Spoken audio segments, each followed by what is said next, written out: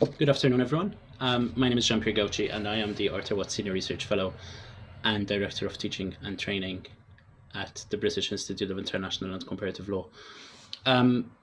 It's my great pleasure to welcome you all to today's webinars as part of our Teaching International Law webinar series. Today's webinars are special in the sense both of the topics that we're discussing, but also the fact that we're coming to the end of our seminar series, which has given us 10 excellent panels over the past 3 months or so. So I just need to start by saying massive thank yous to a number of people. So the first is Barry, who is the co-convener of this series, to Tina, who's going to be chairing this afternoon's webinar, as well the Bickle events team. So Liam, who's behind the Bickle logo, as well as Bradley and Carmel at the Bickle marketing team for their help in putting together this series. I also want to remind everyone that the recordings of these webinars are now available via the Bickle website, and we'll drop in the link to those via the chat box over the course of the webinar today. The other thing to remind you is that you are very much encouraged to ask questions and to do so via the Q&A box, which you can find at the bottom of your screen. If there's a question in the Q&A box that you're particularly interested in, we encourage you to upvote it so that we and Tina as the chair knows that this is a question that there's a lot of interest in, and we can make sure that we can ask that question. That said, I will hand over to Barry. Thank you, Jean-Pierre, and welcome everyone. Delighted to have you all with us today for the final day of our webinar series. I would also like to begin with some thank yous. I'd also like to thank Jean-Pierre for being a fantastic co-convener, our organizing committee, all of our chairs, all of our panelists, and all of you who have attended these sessions. It's really been a wonderful experience, so thank you so much. What I'd like to do now is introduce today's event, which is sort of a webinar on teaching international law in the Arab world, critical perspectives and pedagogies. And we're very fortunate to have with us today to chair this webinar, Dr. Dina Zuvala, Senior Lecturer at Australian National University, also a member of the editorial collective of the Third World Approaches to International Law Review. In early 2020, Dr. Zuvala was also appointed Senior Advisor to the UN Special Rapporteur on the right to food. And she's recently been conducting what can I best describe as a virtual book tour of her new critically acclaimed work, Capitalism as Civilization, A History of International Law, described by none other than Anthony Anke as a fresh and valuable work that pushes the boundaries of critical international law. And if you want to get a taste of Dr. Zuvala's work, you can check out her recent appearance on the brand new Borderline Jurisprudence podcast, which we're all a big fan of as well. So welcome, Dr. Zuvala. We're delighted to have you with us, and I'm happy to hand you the floor. Thank you, Barry. Thank you, Jean-Pierre. And thank you also for the service to the community in putting together a series of events. I'm sure many of us have found and will find this extremely useful in the future. So without further ado, I want to introduce today's first speaker, who will be Dr. Dina Haddad. Dr. Haddad is an associate professor in international law in Kuwait International Law University. She has significant involvement with research and also with the first-hand knowledge of the political complexities involved in teaching and researching international law in the Arab world, and she will be talking about that today. Her research and teaching interests cover a broad area of legal and political topics, including international human rights, which is also the area of her PhD study, security and development, environmental law, Islamic politics, and perspectives on intersectionality and feminism. I will give Dr. Haddad the floor. In the meanwhile, I also want to encourage all the attendees to send their questions as we are going along. So please don't wait until the end. You don't have to wait until the end to send your questions. Feel free to be sending them while Dr. Haddad and the other speakers will be presenting, and I will be asking them at the end. So we will take all questions at the end. And Dr. Haddad, the floor is yours for roughly 20 minutes. Thank you very much. Thanks, Dr. Tina, for the introduction. And I would like to thank Bikkel for the opportunity. Right, I'm gonna take you with me in this very little journey today, and I hope I'm gonna really be able to highlight as much as possible sort of elements of my experience in teaching international law in general.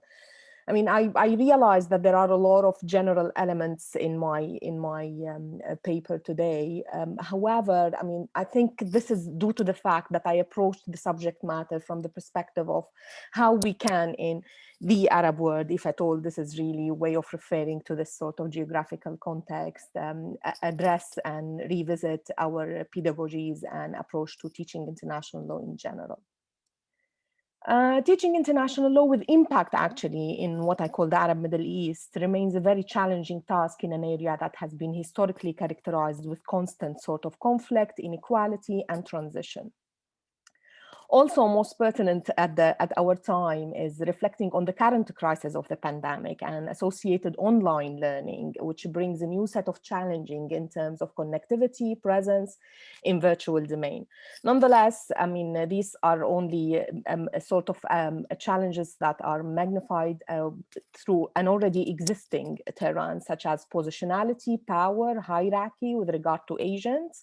And I mean by agents in this context, the teacher and the university, and the material curricula in general sense. With regard to this, to the former, to the curricula, this paper favors the argument that decolonizing international law curricula within universities in the area is a stepping stone, or one of the stepping stones to decolonize knowledge in general and offer viable sort of alternatives from within. This calls the review of each of the university and the agent role in setting and facilitating critical pedagogies. I mean, we are aware that these critical pedagogies are all around. And of course, I'm not really saying that there are one sort of critical pedagogy. However, how much this is really facilitated, how much this is really available, these are embedded questions within the frame I'm trying to set. Of course, also by saying decolonization, there is absolutely no attempt to invalidate or legitimize roles and natural sort of influences in general. It's rather a call for a critical reading of the history, anthropology specifically, and dynamics of the current reality. And by dynamics, I mean the local legal dynamics at the national level, which in turn dictates dynamics of engagement with the international. I mean, the focus on the national is very important. The ability to look from what sort of standing point we reach out to the international and thus we read it is a key point, I suppose, in general sense. While the paper offers some general reading to different practices, it does not, of course, suggest any form of unified answer, or I mean, to seek one form of decolonization or critical reading or teaching of role, rather exactly the opposite. I mean, it is remaining within the general frame. However, I'm really highlighting the fact that individual realities dictate separate sort of paths and lead to different practices, no matter how the facade of the engagement with the international may convey, considering especially the connecting point of security, development, transition, and human rights, particularly the area where what I'm really interested in. Engaging students requires actually bringing law to life by moving from the theoretical abstract formalist structure. I mean, formal structure is very essential in the sense that this is really introducing students to the dynamic of responding to specific sort of legal system.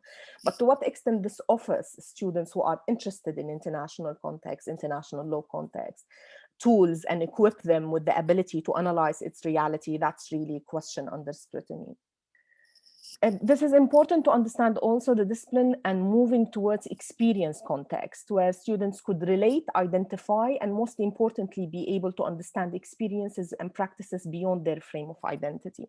I mean, we tend always to call to call approaches and pedagogies where we could really relate to our reality, where we could really approach similar and common sort of points and so on. I try to call in most of my work to push out of this sort of approach. Since, I mean, we've done a lot of this localization, we've done a lot of focusing into this sort of reality, and maybe we neglected this link with the outer sort of context. We neglected the fact that there is very little sort of unique and exceptional practice in the area, despite all of the rhetoric around the exceptional sort of practice. I mean, I find it very difficult actually to say that this is very exceptional and very unique in its senses. And I think very quickly, in the sense of different ways of responding to development issues and so on, one of the main issues that come to mind also the way we are facing the current crisis, and how international law and international mechanism didn't seem to have offered a lot different all around the globe. I mean, definitely we're dealing with different sort of terrain at the economic and social and development level, but pockets of underdevelopment and different sort of performance did really exist throughout the globe, even in the strongest sort of economies. So I'm just trying to say maybe here there is an issue of managing the crisis that does really spread out of the area in general sense, and this applies directly to the context of international law. Critical reading of the law provides also students essentially with an analytical framework that helps them dissect and dismantle intended structural gaps. And that's exactly what I mean by linking to the gaps in general. Primary questioning, avoidance, and silences. Why do we avoid? Why do we really have these repeated silences? And potential forms of perpetuated violence? Because again, this is structural violence. Why we keep having this sort of silence? Why we have all of these rhetorics about different sort of development in specific economic context in the area, while, I mean, covering issues with regard to human rights, issues with regard to development that seek different sort of analysis. This is also a question that I think students need always to bear in mind when they are equipped with tools dealing with international law. I identify, of course, I mean, I recognize that international law is not only one sort of field. I mean, we're talking about public international law, or at least I'm talking about public international law, but this also includes different sort of applications, including international business law and different sort of engagement between human rights and business law and so on and so forth. I mean, for the purpose of my own approach to the study of teaching international law in general, I highlight a conceptual model of social conflict. I think this is very important, and I think it does really exist throughout along the spectrum. I think it's very important to look into the social conflict because it explains the local, the national, and advocates pedagogy that centralizes these absences. By seeking curricula, I mean, this relates to curricula as someone who's an instructor or someone who's really teaching the law, that reflects on the anthropology of law. From my experience, giving students all of these dynamics of law and its application and the need for the state to comply with all of these structures without explaining how did this really develop is very problematic. I mean, we tend also to forget that in many other disciplines, this is not particularly something again, unique to international law. However, it's very important in the context of international law, since there is always this rhetoric of hostility from the area towards the law, since there is always this sort of resentment and inability to confirm with the standards for one reason or another in general sense. Again, anthropology and is something very essential, I think, to be added in order to be able to contextualize legal education within the area and move to issue of the state and consistency historically, and then reflect on some suggested approach of pedagogy that leads to changes in curricula. I mean, when you address issues of anthropology and the fragmentation of the state, you understand more how and why the state in the Middle East struggles to relate to international law. When we look into the reality of states that are struggling to be established, unrealized right of self-determination in some places, recurring sort of conflicts, I mean, it's only natural that you read some sort of resentment and resistance in the context of such an area. Epistemological choices, I mean, coming to sources and how do we really legalize this in general, there is some sort of scarcity. There is some sort of issue with limited and resentful issues to decolonization. I mean, we were just saying, I mean, especially in the local language, to what extent we are capable of reaching all sources within local language that relates to the students. This is a very important question. I mean, there are some sort of frameworks offered specifically by third world reading of international law and some sort of alternatives with regard to social and economic policies and so on. But these voices, most of the times, are overridden. I mean, even in the class, taking into account the positionality of the agent, of the teacher, and so on. To what extent it's actually possible to advocate a specific sort of reading for students who are keen to live in context that seeks development. This is also trouble. This is also problematic, let alone the fact that they always seek legitimacy also from different sort of languages, Western sort of an Eurocentric context. Voices, as I said, are really overridden. You hear a lot, for example, about the role of the mechanism and international organizations, the need to reconsider structure and so on. And this applies in general sense, but yet when we come to apply it in the development context, it takes a complete different sort of face. And that's, I think, problematic. The question of how and who could really approve or create knowledge raises essentially, in the context of international law, the role of and the need to investigate the role of the agent and the university. To what extent universities are really delivering to the purpose of equipping students with all critical sort of means. This is a very essential question. And of course, here we differentiate with different forms of universities. I mean, we have national universities, we have a big range of private universities, we have different sort of approach and so on.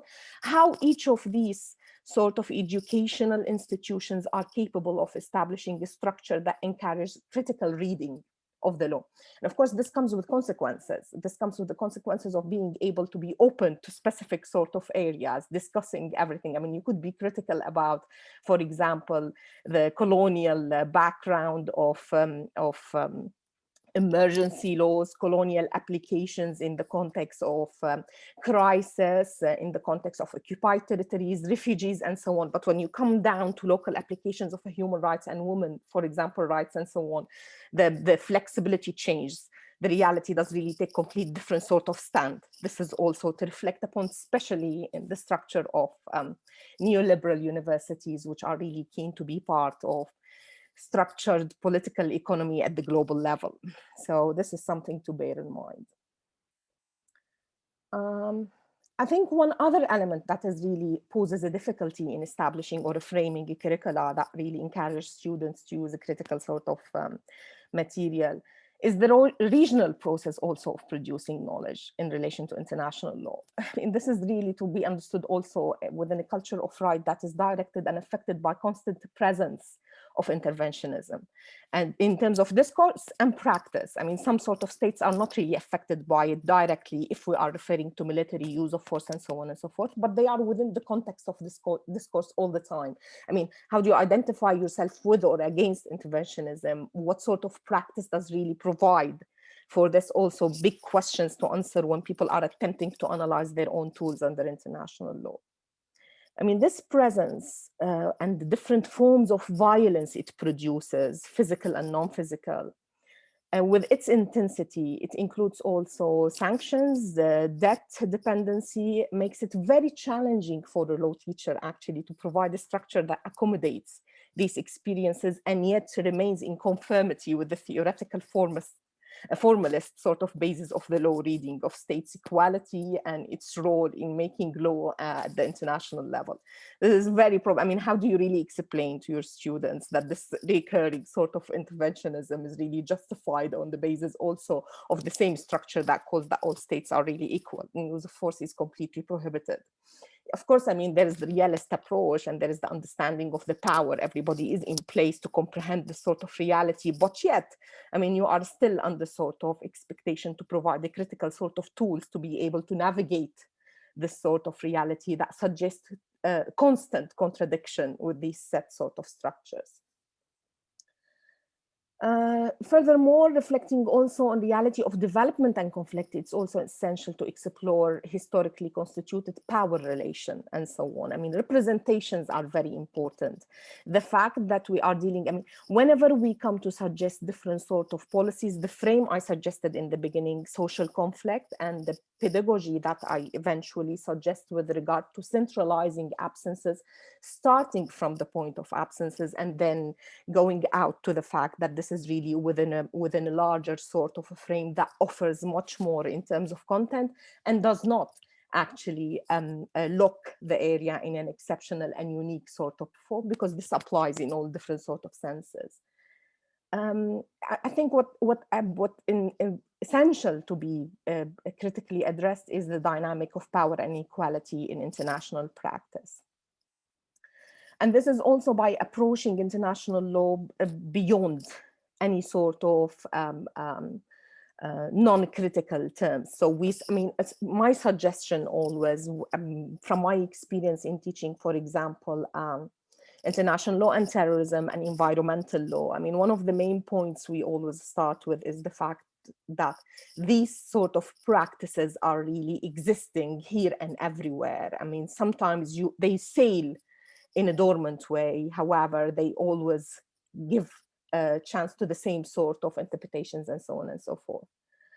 I mean, from pedagogical point of view, there is also a pressing need to provide the conceptual frame to discuss these pedagogies of absence and argue absences, the process of creating knowledge within general context of the law, and to make sure that when we are really interacting with the student in the class, we are preparing graduates beyond being ready to work in a global context and offering them some sort of ability to figure out their own reality without shying away from the fact that it does not really confirm always with a system that doesn't always offer a chance or a terrain to confirm with. I mean, as I said, comparative, centralizing absences, and the ability to offer this critical sort of reading beyond the formist frame is really the suggested sort of decolonizing curricula that I'm trying to pursue within my own sort of work. I think a few other examples could also reflect in addition to that. For example, I'm just going to give a couple of last points to sum up why I think critical sort of pedagogy is very important. I mean, I teach environmental law within specific sort of structure, providing students with a structure of international treaties and so on and so forth. And then I offer them reading of the International Rule of Law, the report produced by the UNEP. And I ask them to seek some sort of presence of their own localities and their ability to identify the needs within specific sort of report. And they seek actually to identify sometimes non-existing sort of focuses, especially in an area that seeks highlighted sort of relevance to environmental issues and seek this conformity for the environmental matters.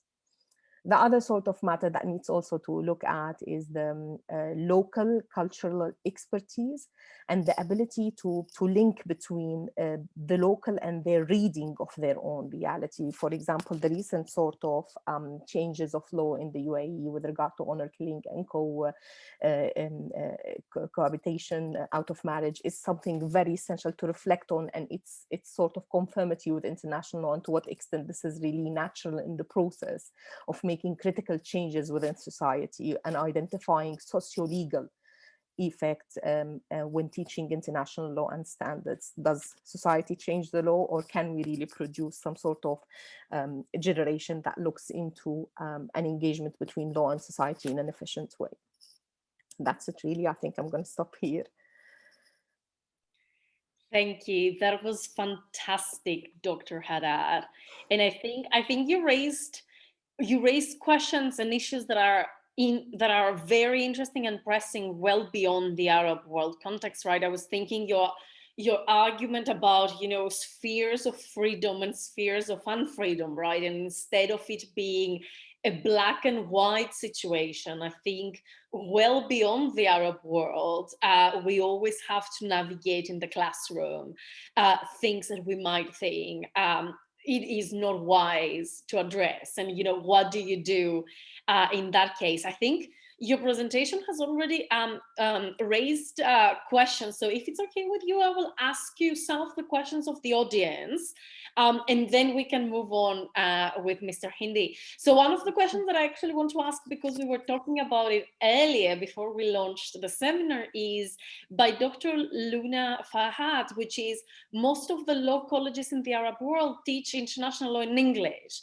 Dr. Dina, do you think this is an obstacle students face to understand the material? And I would broaden, in a sense, the question. I would say, do you think it also poses epistemological challenges or political challenges, or, you know, what does it mean to be teaching international law in English in an Arab context? Yeah, thank you very much. And thank you, Luna, for the question. I think it's a very, very essential sort of point. I mean, the fact that we cannot engage epistemologically with the discipline, with the local language, is a very problematic.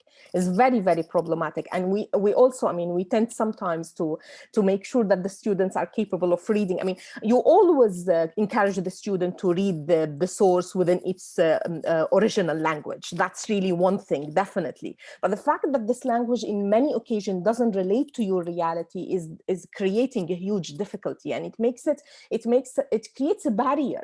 It makes it some sort of an alien sort of concepts that you have to touch upon in order to make sure that you're carrying on in your own journey as a student law reader, and so on and so forth. But it offers very little for someone who's really keen to make sure that this is really in correspondence with the local reality, and so on and so forth. So I think it is very important, and it's challenging. It's very challenging since the sources are very limited, but it is very essential to make this sort of link. Otherwise, how do you, I mean, you limit the ability of the students to relate in that sense. And you tell them that you can only relate if you are really learning in different language. While this is okay, while this is perfectly fine, and you would like them to do so, but it yet alienates a big number of them, and it alienates the discipline. So it makes it very difficult actually to relate to such a context.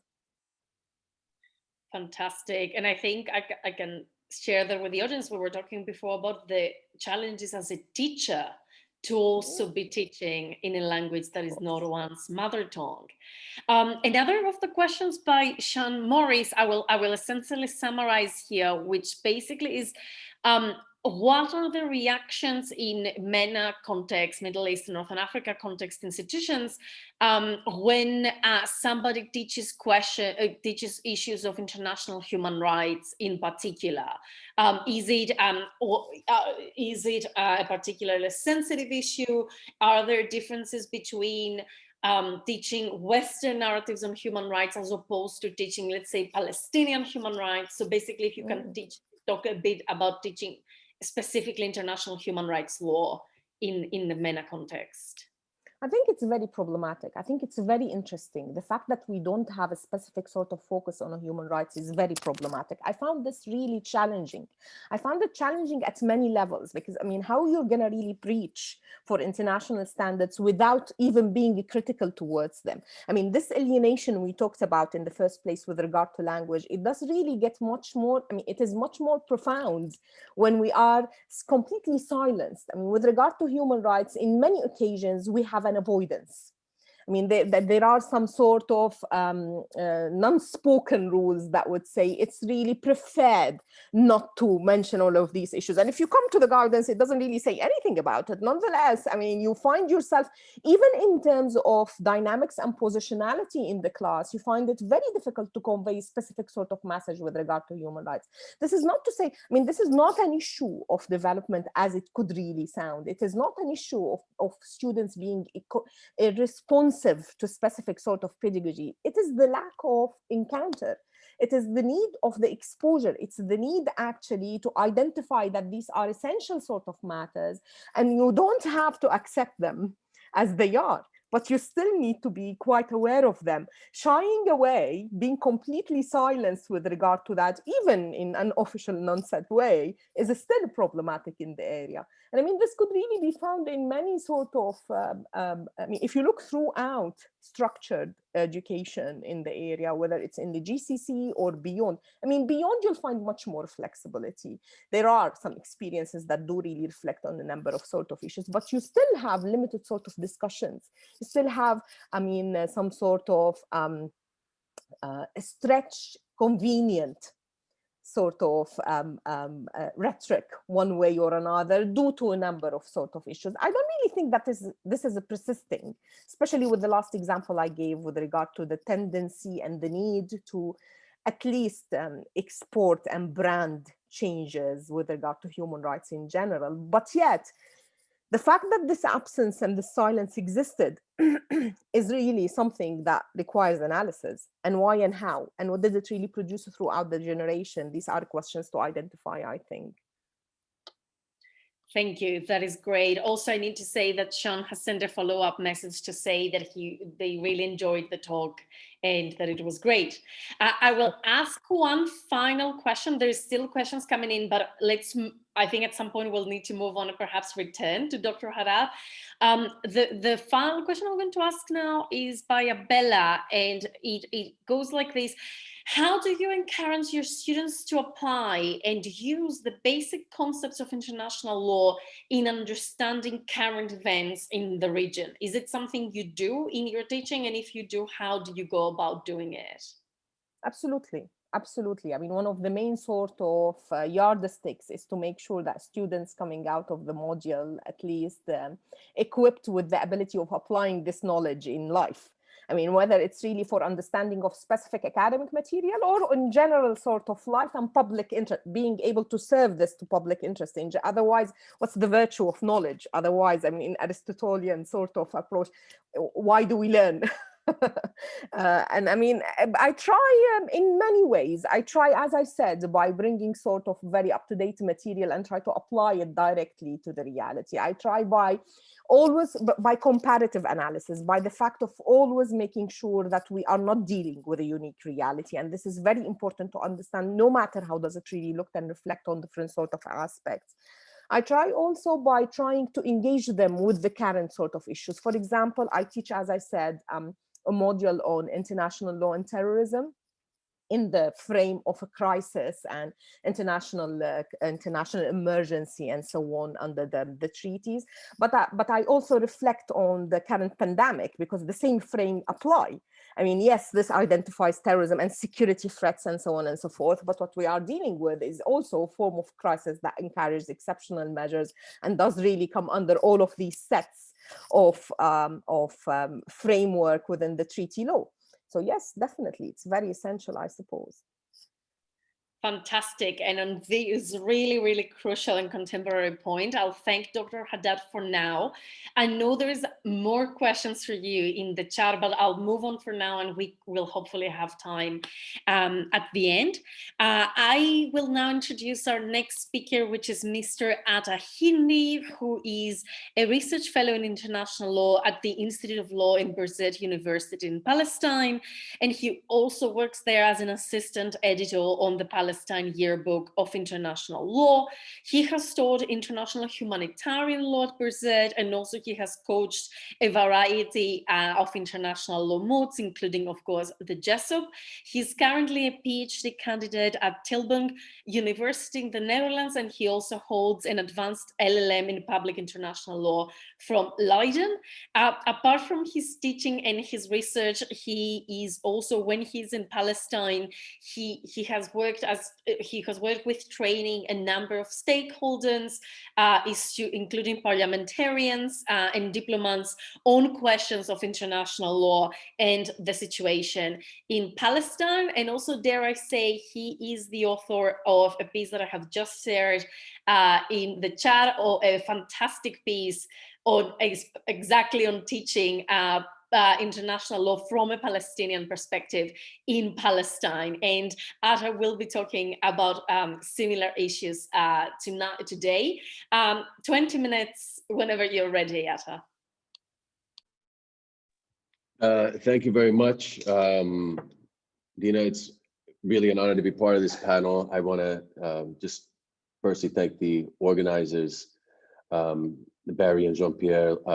You guys have done incredible work. I've been able to attend some of these panels, and I'm also very grateful to be part of a very interesting discussion. I don't know how I'm going to follow up on Professor Haddad's presentation.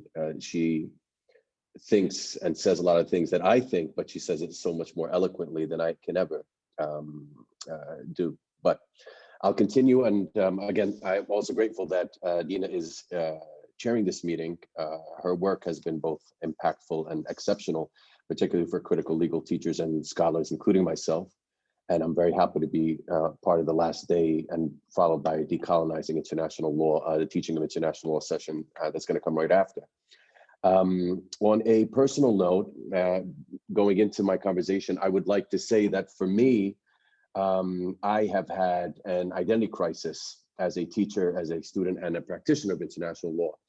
I am used to identity crises, being born as a US citizen and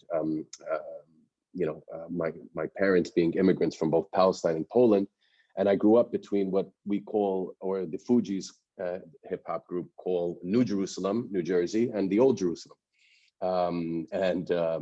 Very similarly, I would say that, and a lot of times I have had this identity crisis as well, as do maybe some Palestinians who have shared the sentiment with me in the teaching and training of international law, or as students of international law, because they cannot necessarily, or we cannot necessarily fathom the way international law is taught and absorbed by our fellow teachers.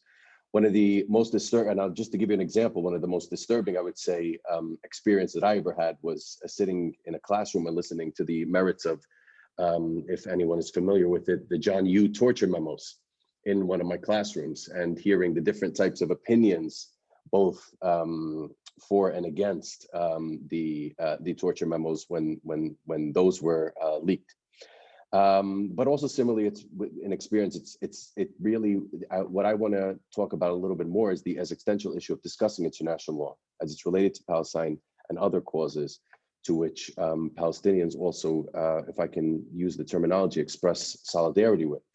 I also want to, one thing I do want to do just in passing is also thank the organizers for the amount of diversity in terms of the consideration that they gave to this panel. I was very much interested in following up on the previous work of the British Institute when they worked on the legal advisors of international law. And I did not find that same amount of diversity, the role of legal advisors of international law, that I find with the exceptional number of presentations that have been offered during the course of this webinar series. As Dina mentioned, I have already kind of written on this topic, and I thank the TWAIL Review for publishing my piece and also helping develop my piece. A huge difference between the first and final versions. And I would have loved to say so much more. And sometimes I feel like on these issues, I'm going off on a rant, which is probably what I'm doing now. But interestingly, the TWAIL call for proposals came around the same time as this call for proposals under the title of Teaching Critical International Law, Reflections from the Periphery. In my contribution, as the reviewers more eloquently put it, I emphasize the ongoing struggle of Palestinians all over the world for self-determination and justice, and how it shapes fundamentally the way international law is taught, particularly international law taught in Palestine and to Palestinians, although I do mention other mechanisms in which Palestinians teach international law, particularly in Palestine. I also try to, in that piece, draw attention to the sheer material difficulties that teachers face under a situation of occupation. Some of the examples that I use and which have already been discussed or touched upon by Professor Haddad is accessing textbook and other teaching resources. For example, one of the issues was the challenge that you have between teaching based on English sources when you want to teach in Arabic. At times, especially when I taught international humanitarian law and when I had to teach it in Arabic, I'm fluent in it, but it's my second language. I would have a little, my notepad and the terminology, the definitions in Arabic, and referring back to the particular definition so that, I didn't get them wrong. And accessing textbooks on the other hand, if we were to use the English textbook, they're not necessarily very kind towards the legal history of Palestine. One of the particular examples that I mentioned was Malcolm Shaw's book, which seems to really push for an anti-Palestinian position on the issue of statehood. in a nutshell, what I do in that piece is I examine the implications of international teaching in Palestine to Palestinians, and I discuss the different experiences in that all Palestinians, well, Palestinians, because of the nature of their situation, learn international law in very different ways. The best way is to learn it in Palestine, but those resources and the capacity behind those resources can be quite limited.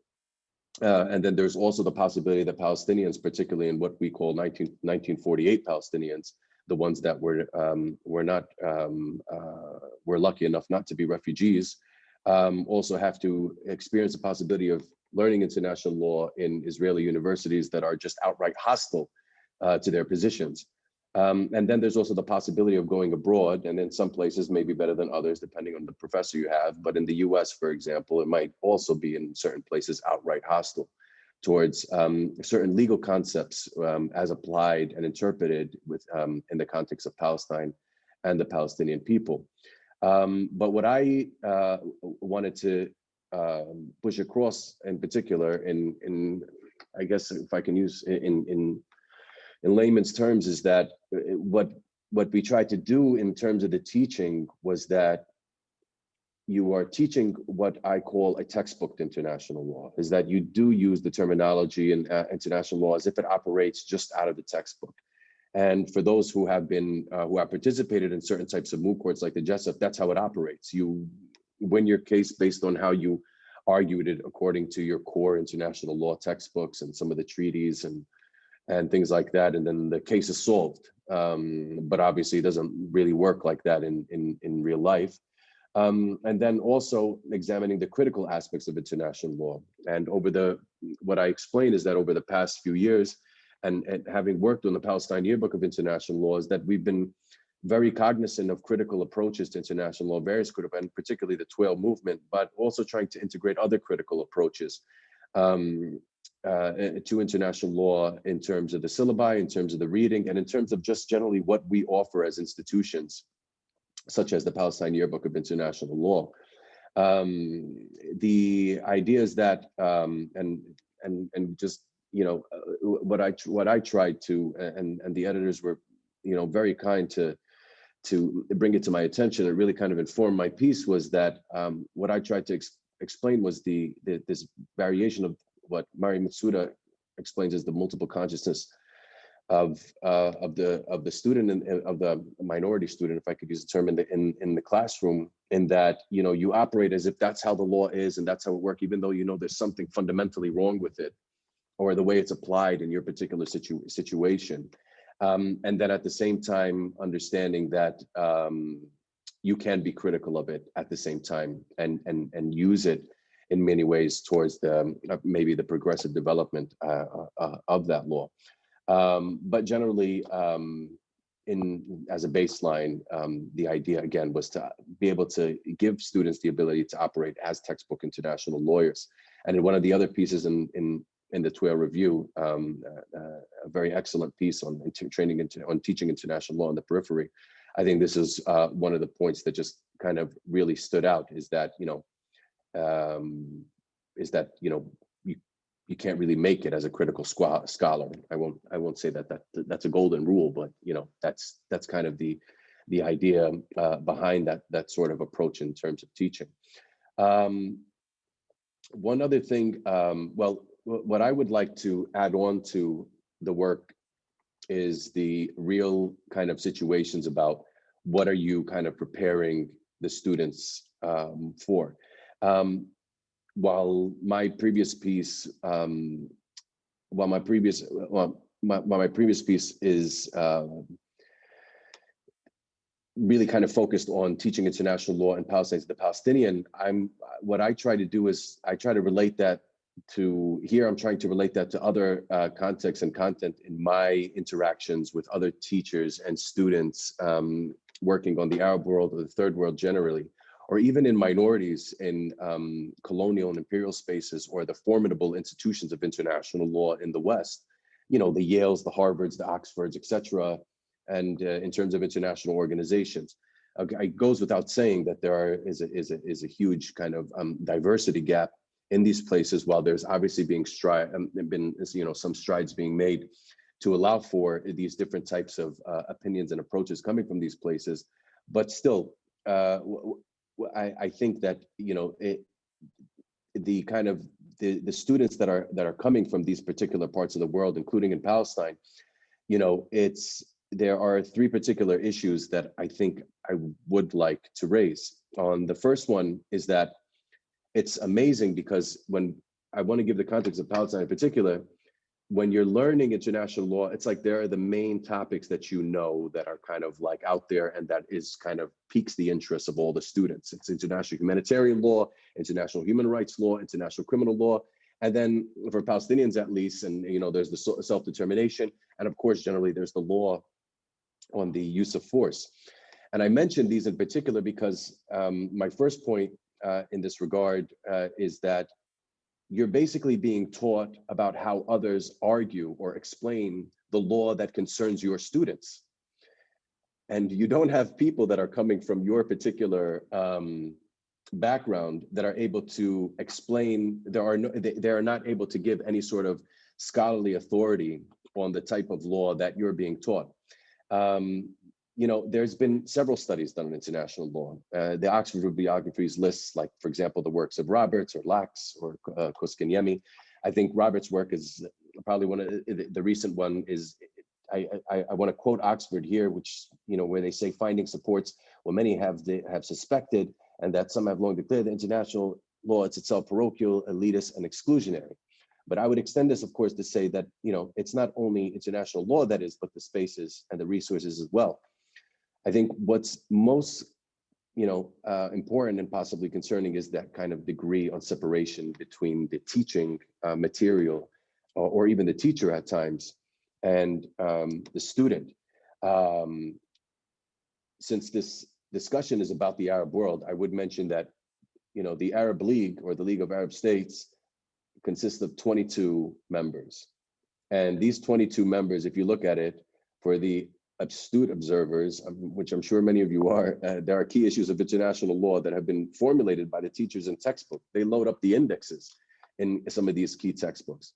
And if I were to mention, just as an exercise, a few particular, if I were to, you know, if I bring up a certain state, you may be able to formulate some immediate instinct to think of an issue, a law that concerns a contemporary or fairly recent situation in that state, and you might even possibly formulate an opinion based on what you have been taught.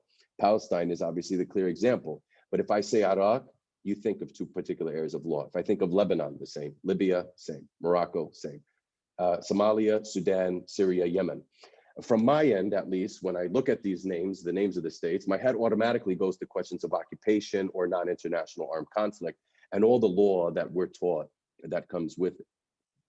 The second issue I want to also speak about is the managing your expectations. I think Professor Haddad touched upon this at a second time.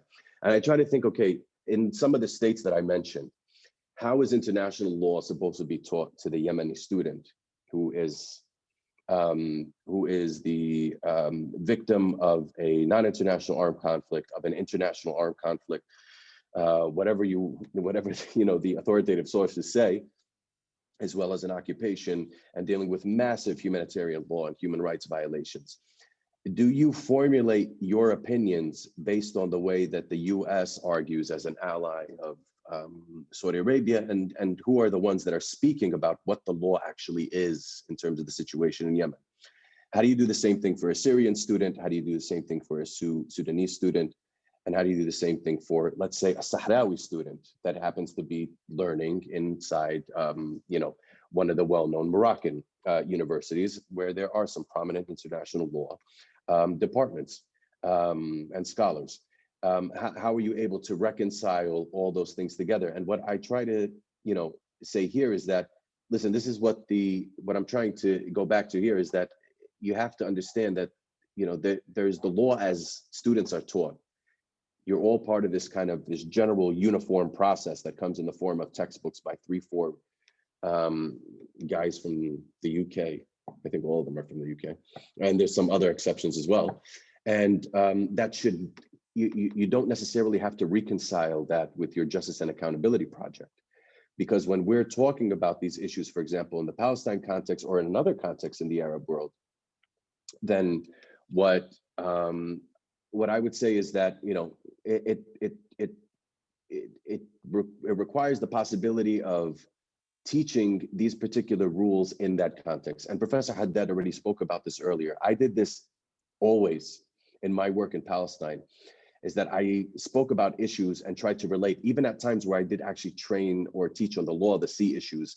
I specifically spoke about how it applies to the situation of the Gaza Strip and the contentions between Egypt, Palestine, and Israel. So the idea was that you were to try to say that this is what the textbook says, and then try to create, somewhat in a Socratic method, is try to create a discussion about how you would apply that law in that particular context.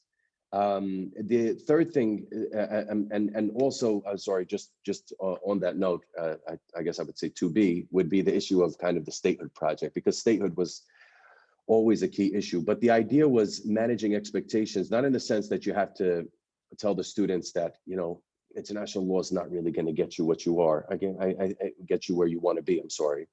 But to understand that, this is the way the law is, this is what the law should say, but it should never be able to put us in a position just because, somebody argues that removing settlements in Palestine is not feasible, doesn't mean you have to say, you know what, we give up, we're going to just drop that one completely.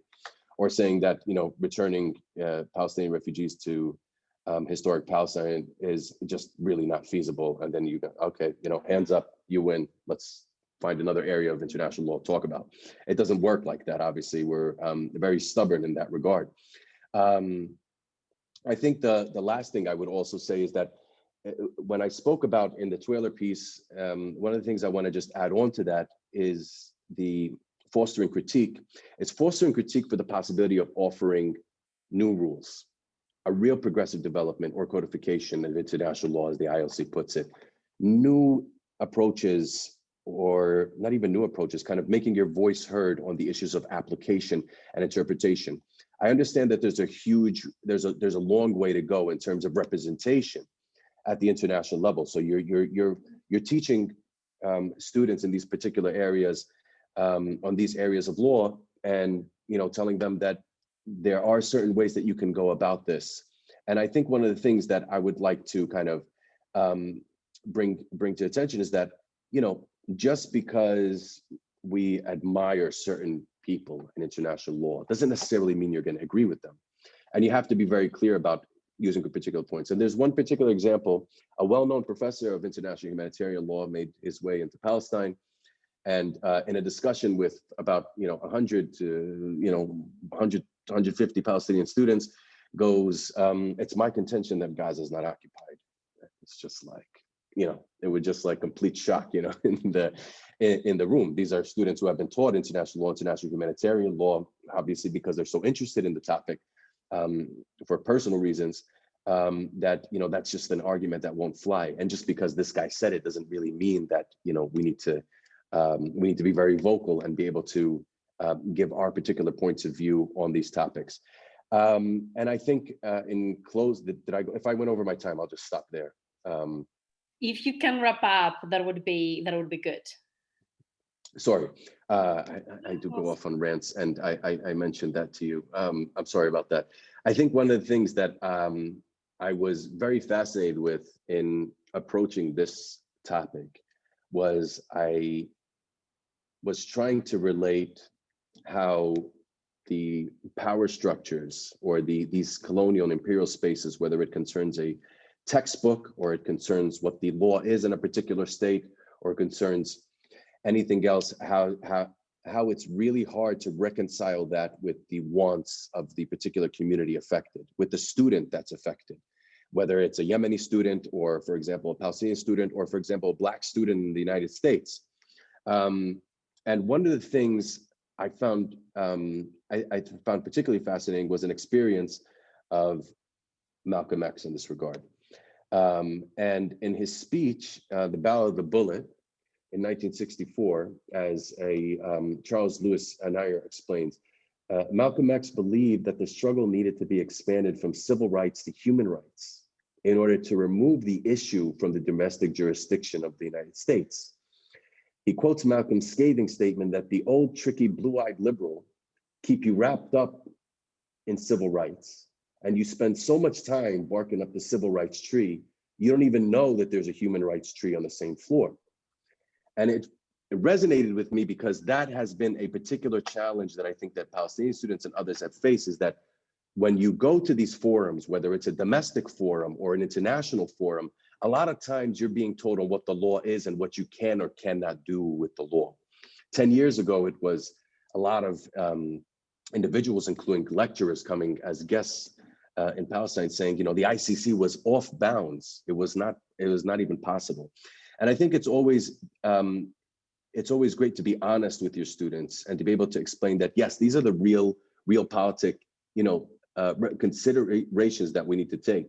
But just because Malcolm Shaw says in his textbook that Palestinian statehood has not been resolved because of Oslo, this so-called civil rights framework that Nair uses when explaining about Malcolm X, or the Oslo Accords when it talks about the situation in Palestine, it doesn't mean the other methods of law are unavailable for the purposes of at least contributing in some way to Palestinian liberation or emancipation, or other minorities or other situations in the Arab world or the third world in that means.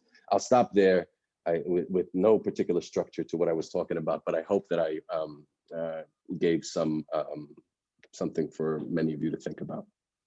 You absolutely did. You gave us a lot to think about, and I really, really feel I should encourage people to read the stuff you have already written on the topic. I know Barry has a question, but we also have a couple of questions from the audience. Barry, do you want to go first, or do you want me to ask? Why don't you take one from the audience first, and then if there is one, then... So Julie Fraser is asking if, so that, you know, Ada just mentioned the question of textbooks, right? And the problems of textbooks emanating from Europe or even just the UK. And they're written by men. And the question basically, is there a project ongoing to write a new international law textbook that is more representative or critical? Or I could broaden the question for you, you know, on the question of textbooks and materials when it comes to teaching international law in Palestine, because again, I know you have thoughts about different textbooks and their merits and demerits. Yeah, and maybe Professor Haddad may want to add something to this as well. Okay, so I'll mention three very quick points. The first point is, it comes from an experience. I worked, one of my mentors was Professor Sharif Basuni, God rest his soul. And I worked with him in a couple of contexts in the past. And one of the, you know, his colleagues one time came to me and wanted to show me that the textbook that he had written on international human rights law, and I opened it up and it was in Arabic. And I promise you not that pretty much the whole book was basically copy and paste of all the human rights treaties and instruments. There was no method or particular substance to the textbook. This was what at one of the events that we were at together. I don't know, and again, maybe Professor Haddad may be able to speak about this more. I don't know of any particular projects to develop textbook, although it has always been a dream of mine, and maybe it, you know, later on as I develop my own myself, I'll be able to, you know, work on that particular project. But I know that there are efforts at least to translate. At the yearbook, for example, we tried to pick, at the Palestine Yearbook of International Law, we tried to pick some of our most formidable or our strongest pieces over the past 30 years, and we're translating them into Arabic to make them available to lawyers and practitioners, and frankly, anybody else who wants to do open access, basically. And I think that that's something that's really important. And I would not also rule out the possibility of having, you know, having textbooks that are already in English translated into Arabic as well, because as I'm trying to remember, in one of the articles that I was, in one of the articles, it was kind of, it was on the symposium to Anthea Roberts's book by, God, I can't, who was it? I'll get the name. But basically, it's good to know the law of thy enemy, but using thy enemy in a very broad term, of course. You know, I'm not saying they're enemies. I'm just saying it's good to know how the others think of the law. I also feel that, that there's so much in terms of, there's this easy way of a lot of publishers, my opinion, and, I could be wrong on this. I could be wrong on a lot of issues, but feel free to correct me or challenge me on them. Have this easy way of putting the law together and these handbooks and all this stuff, but not enough really examines the critical approaches or the way the voices are heard from the third world. And I feel there's a real kind of obligation or a duty for the publisher, or at the very least for publishers to be able to engage these particular topics. I don't know, maybe Professor Haddad wants to add on the textbooks as well. So I don't know if I'm putting you on the spot, sorry. Dina, do you want to? Yeah, don't worry, that's fine. No, there are very limited sort of resources. I mean, I know of a couple of people who are having the similar sort of, future projects, hoping to be able to produce something actually with recognizing the need that there is no such a resource available. This is very, very important actually.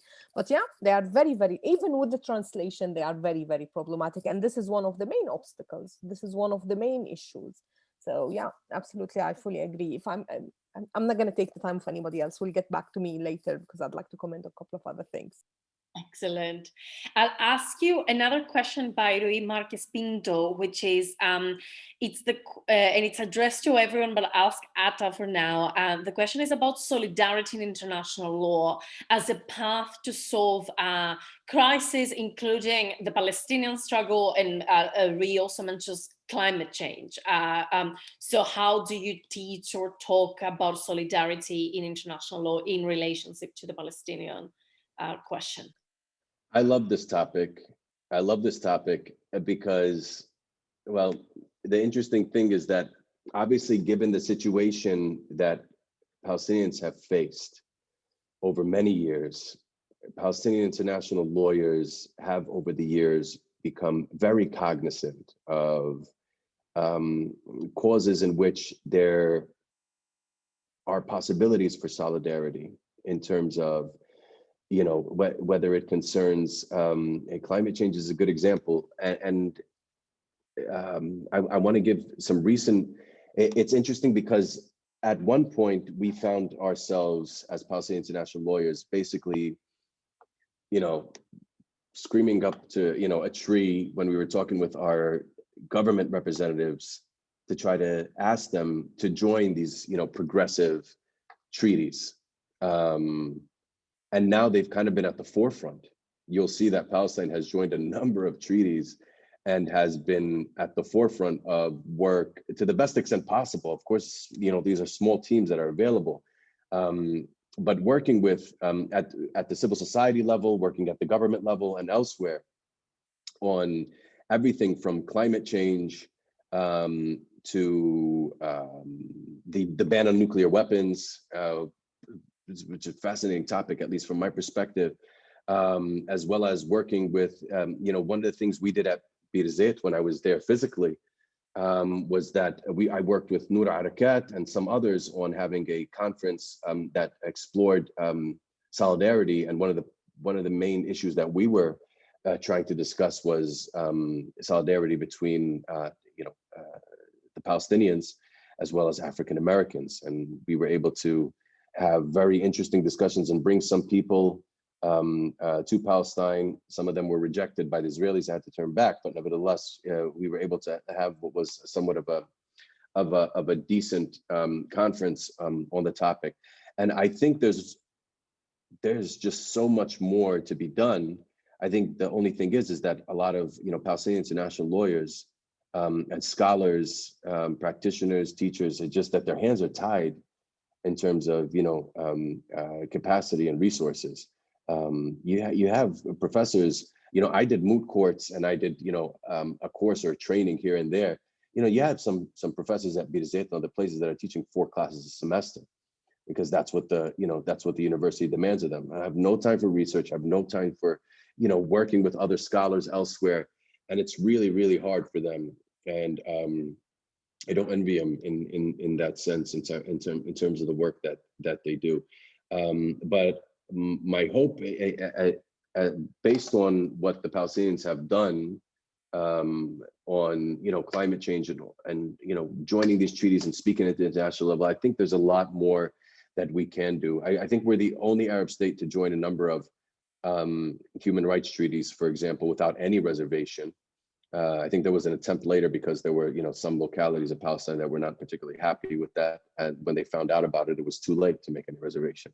But you know, it just to show the extent of how much Palestine has kind of pushed the boundaries on a number of international law, human rights, both collective and individual, across the globe.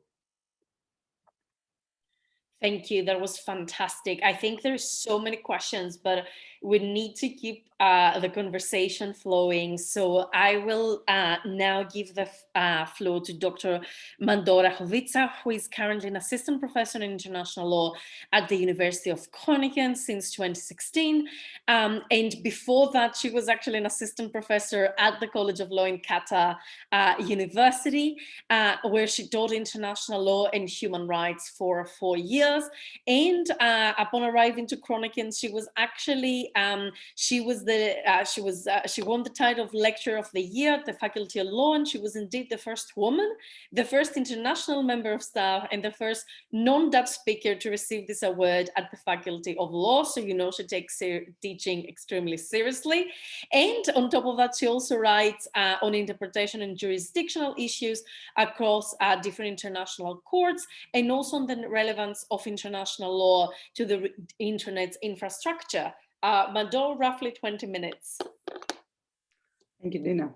Please do interrupt me and wave something when I exceed my time limitation. I usually do, sorry about that. So I'm very happy to be in everybody's company, especially Dina's company and Atta's company. So the title of my presentation, I think, is Teaching and Unlearning International Law in Qatar. And this is a title, a statement referring not just to students in terms of trying to critically engage with international law and deconstructing some things about international law, but predominantly concerns my own experience about unlearning international law. So I will give a few insights today about, from my experience living in Doha, Qatar, and teaching international law and human rights law at Qatar University. I will focus today on teaching international law, but I'm very happy to answer any questions concerning human rights law. A very strong caveat. I was a foreign element in Qatar, and I have a very specific experience. So I think that this experience speaks to certain things. It may resonate with certain people, but it's a very specific experience. And being an outsider has many disadvantages, but it may also have some advantages. It's definitely me going there, and I have to note something against the advice of almost everybody. After I finished my PhD, yes, there were, I can follow up with a question, I won't elaborate now. But PhD supervisors, colleagues, senior colleagues, they all advised me against it. And I understood after the fact why they did that. I won't elaborate further right now. If there's a question, I will elaborate. So that was not a typical experience. And today we're talking about global classrooms or about decolonializing international law in terms of teaching. But having the movement of a Western-based scholar going somewhere that is not West, it's something a little bit atypical. Whatever West means today, by the way, I won't go there. So today I'll do two things. The first thing is I want to say a few things about the role of us, lecturers, teaching international law. Usually we don't really talk about that, about us. And the second is I will share a few experiences, a few pointers regarding my teaching experience there and an amazing level of co-creation with students. It will be mostly practical, I think. So starting with the role of us lecturers and drawing mostly from my own, of course, personal experience. Place matters, that's what we say, right? We're conditioned and reconditioned to our experiences. Roberts mentioned earlier in her Comparative International Law book In the preface, she mentions something. She clarifies the motivation of doing her work. She said that she mentioned that she dislocated in 3 different countries, and these were countries that they were all common law countries. And she says that this had certain difficulties, and it also inspired her a lot. But this was only within the West and only within common law countries. So I found this very interesting. And there's one more thing that David Kennedy says, it has stayed with me for a long time, when he speaks about the professional experience of legal pluralism. He says that there are 2 steps. The first step is that when you encounter the other, right? And the second step is, well, not always, I guess, but many times, when you lose confidence in what you know. And he has an amazing expression there. He calls it, let me see the quote, the sudden experience of unknowing. This resonates with me a lot, okay? So to give you a little bit of a practical understanding, I went in Doha, I decided to go in Doha, Qatar, with no training in pedagogy or how we teach. And that's very common among all of us, right? We have no background on pedagogy and how we teach. I was a very young scholar. I had just submitted my PhD thesis. And I knew very, very specific limited corners of positive international law. My topic was on interpretation of international law in a very positivist fashion. I was generally aware of certain critical studies and areas, but nothing more than that. It took me more or less a year to realize after I was in Doha that I went in Doha with what we call today a lot of whiteness and white saviorism syndrome. And this needs to be acknowledged. And we all have it. The question is whether we acknowledge and whether we walk through it. So to me, going in Qatar overall, I'll have to say it was a little bit of a violent experience, difficult experience, in terms of who I am, what are my weaknesses and my blind spots, and how I see international law, and what I'm specifically doing teaching international law in a classroom in Doha. And it brought also many little crises, ethical crisis, professional crisis. Very practically, to give you an idea, it took me 8 months to 1 year to realize that something was really off with how I was doing things there. My teaching was okay, don't get me wrong. I think I was doing quite decent teaching, but I could feel that something was seriously off. I wasn't attuned to the specificities. But after this, more or less 8 months, 1 year, I decided that I will start exploring things in a completely different way.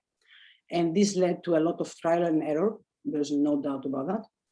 But it also led to a lot of crazy experimentation with how I was doing things there.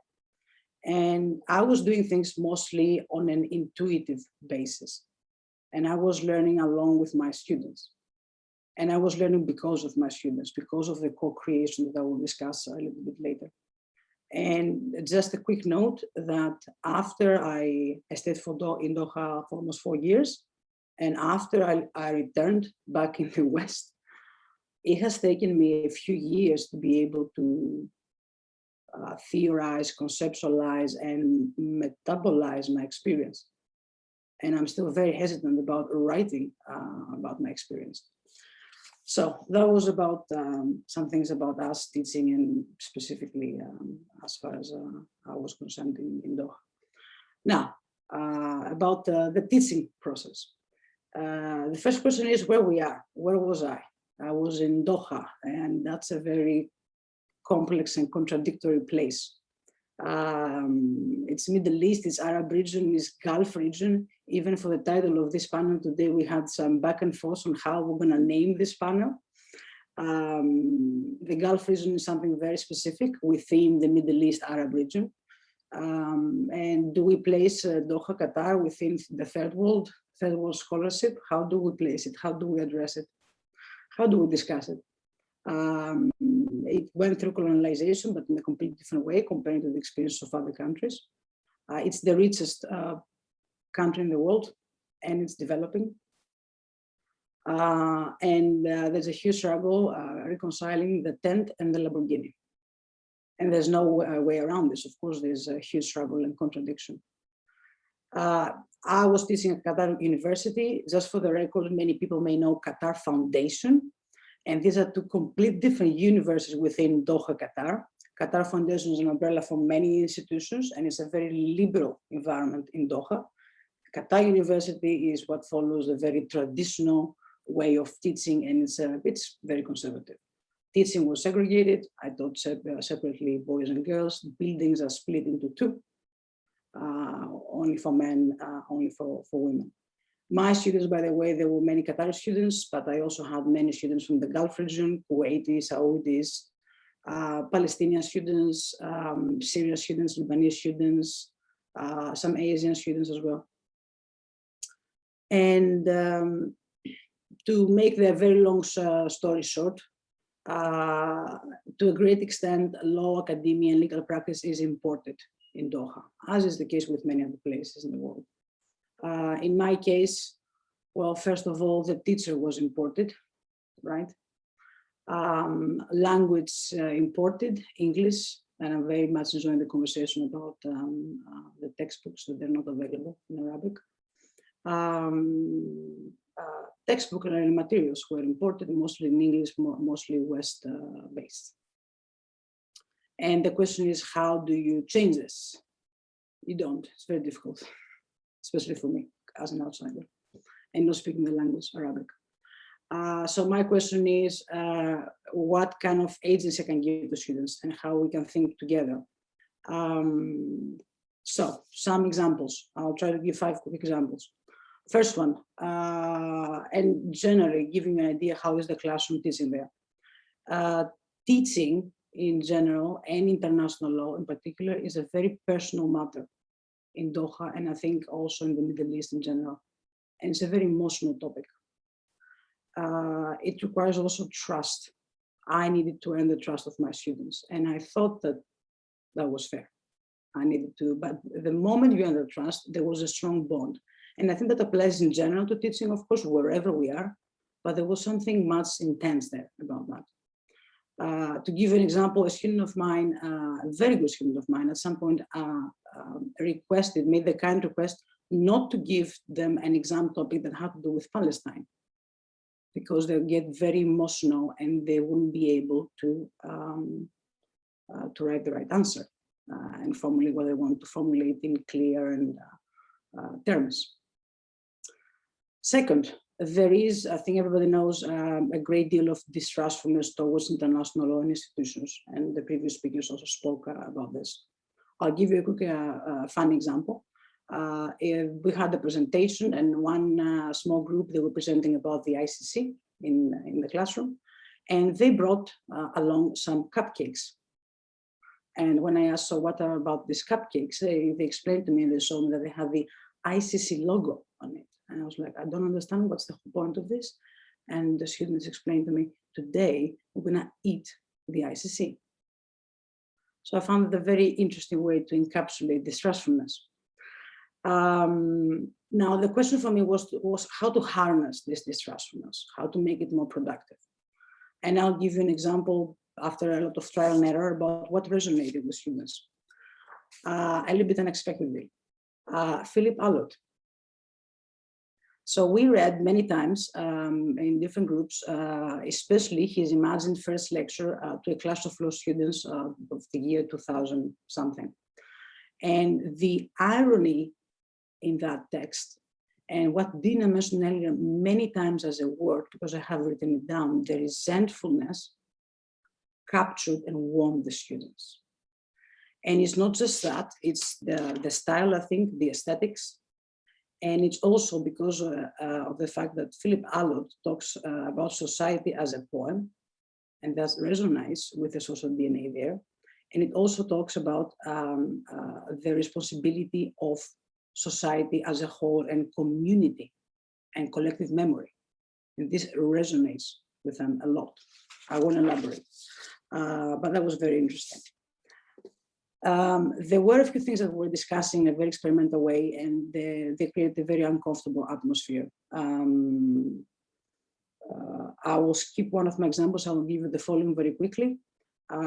In many instances, I asked them what it means to them, the term civilized nation, without involving the law, without having discussed anything about the law. And in many instances, in records that I have kept, you can see how colonial practices and post-colonialism is internalized. So there were many students who were referring to issues of cleanliness. Civilized means being clean. And they were referring to the ladder of civilization. And they were referring to themselves as not being civilized and now progressing towards being civilized. They were doing this, they were saying this themselves. And they had this huge inability to reconcile the tent and the Lamborghini. They found it very funny that James Lorimer, one of the scholars who established the distinctions between barbarous humanity, savage humanity, and civilized humanity, they find it very funny and entertaining that he was one of the founding founders of the Institut International. That was a disconcerting and difficult conversation with them. One last example, because I think I'm running out of time. Last but not least, it's the one that it was the most subversive and I really enjoyed it. In many different instances, we talked about historiography of international law, especially within the context of creation of states. And when we're discussing creation of states, how could I skip the question of how Qatar was created as a state? And there, what I ended up doing, and it worked, is that I invited them to tell the story of the creation of Qatar via their own oral storytelling tradition. We call them poems, but they don't call them poems. It's words, it's oral storytelling. And in many instances, we have students who would bring in their own oral storytelling traditions from specific tribes. And that was an amazing way for them to tell their own story in their own words and give them agency. At the same time, I was asking different groups in the classroom to do something else. I asked them to find how history was written for them, about them. And that was an amazing way to somehow intervene and deconstruct the historical archive. I was fortunate in the sense that during my stay in Qatar, the British Library, in collaboration with Qatar Digital Library, they released an open access to a digital archive called Lorimer. I don't know whether you know a text being known as Lorimer. It's the British government's Gazetteer of the Gulf.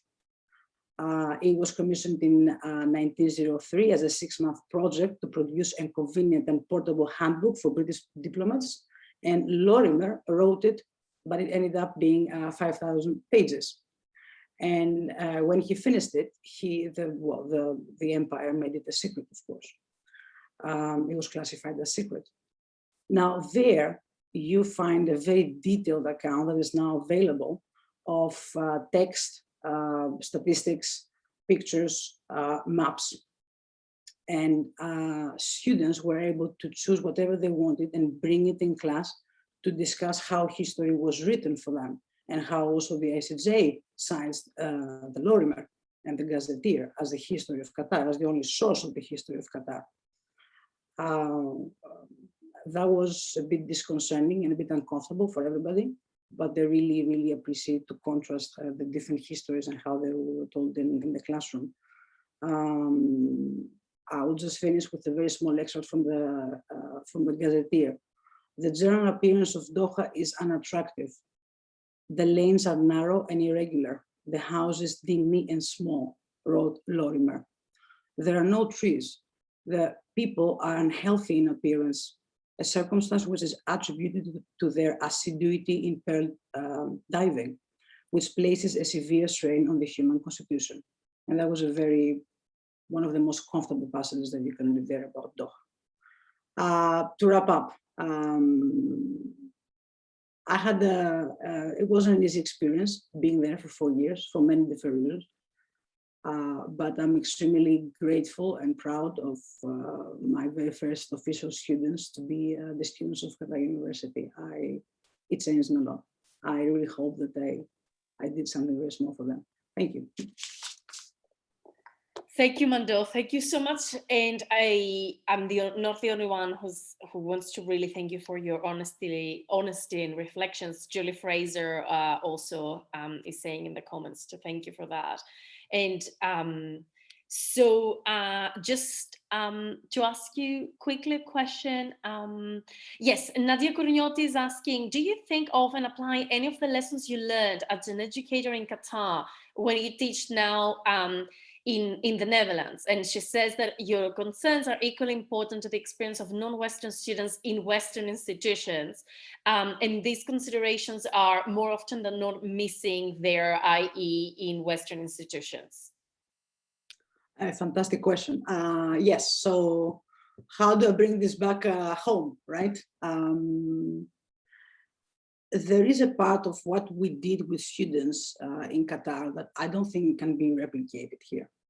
And there was, I'm not sure how to describe it, there was a playfulness and a creative play in the Arab psychic that you don't find it easily in different places. And because we have a good match, possibly because of my cultural cues as Greek and we're a little bit close. So there was something there that cannot be replicated. It has to do with a very specific dynamics and audience in Doha, Qatar.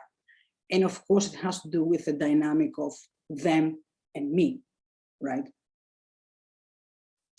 Now, that being said, of course, that experience, it changed me a lot. It changed me how I see international law. So yes, I do bring it in the classroom. I'm trying to teach when there is the leeway in a critical way here. And yeah, they definitely enjoy here a lot listening to my experience there. So it's interesting that interplay. Thank you very much. Any other? So we had like some generally addressed questions, and I think I will ask you at least one of them by Duande Spiegeler, and the question is about representativeness in academia as a potential form of window dressing. So the argument basically is it, the question is, excuse me, is it enough to have people of different origins or genders or background, or is it also necessary to fight against the overrepresentation of a handful of law schools at the top of the academic food chain? I'll address it to Mado for now, but obviously if any of the three of you wants to have a stab on this. I'm not entirely sure I get the question. So whether representativeness is a bit stagnant when we see it only in terms of what? So basically to have diverse people in 10 institutions, but at the same time, we stick with these 10 institutions and we don't think much about what it means to teach international law, for example, in Qatar University. My quick answer is yes, there is merit there. The way that, well, it depends representativeness, who discusses representatives. It's an institution and the boxes that we have to do, they have to tick. That's another issue, I won't go there. Although sometimes even from boxes that we tick and institutions tick, there is some progress there, okay? We shouldn't underestimate that. But generally representativeness and what are the factors that we take into account into representativeness, because give an example here in the Netherlands, representativeness and diversity is a very big issue regarding the two different men, women, but we don't really discuss racial diversity. And I think that in the West, unless you have specific people doing critical scholarship across any discipline or areas of law, people really don't value representativeness. But the way it is being portrayed at the same time by academia, yeah, it can be problematic in certain instances. I agree with that. Thank you very much. I think unless Barry has a question or something to say, we are already running a few minutes late, so I might wrap this up. Barry, I'll give you the mic. Yeah, thank you. No, thank you all, everyone, for such wonderful, thought-provoking presentations. My question really kind of picks up on Julie Fraser's question about textbooks and readings. And I was just wondering, I'd love to hear some of your thoughts about the kind of process you use to actually select readings when teaching in particular locations. I mean, we talked about, you know, we heard the themes of kind of silences and the importance of voices, etc. And we also picked up on this with the idea of the textbook. And I'm kind of wondering, are we entering a kind of post-textbook era in the sense of how useful are these textbooks anymore anyway? Do we need a new textbook, or do we just need to move away from the idea of the textbook? Is the textbook still of use, for example? So yeah, with that kind of rambling comment, yeah, just any thoughts you have on how you select readings, really, in your teaching, and what kind of things you consider in that process. And it's open to anyone, really. I would like just to say very quickly something about that, and it's also actually in reflection on how do we really deal with different sort of experiences, because I mean the question of do we really need a textbook is very essential once we are really identifying different voices and different experiences. And I mean, one of the main things that I tend to do, and it reflects also on one of the questions I think that Dr. Darina Makova also raised, the issue of interregional sort of material and so on. So how could we really reflect on these issues? And examples from interregional sort of reality are very important. I mean, I said in the beginning of my paper that we have characteristics with regard to transition and inequality and a number of other issues, and fragility in general, different forms of fragilities. And I think this applies also to many other sort of regions and many other sort of contexts, bringing these examples into, I mean, the focus, encouraging students to read about experiences that do not really belong necessarily to the mainstream sort of reading is also very essential, I think, in terms of selection. Does Ara or Mado want to Yes, very quickly. First, I do think that we still need textbooks. There's no other way for students to get a structural knowledge about an area. So in my view, textbooks are still needed, but we shouldn't get stuck with only a textbook education and learning process. So you need more material, that's for sure. That's one. Second, I would, for anybody who wants to write a textbook in Arabic, maybe approach Qatar University Press, because they seem to have the resource and to be very keen, if you're interested, to, at least a few years back, to write textbooks in Arabic, just saying.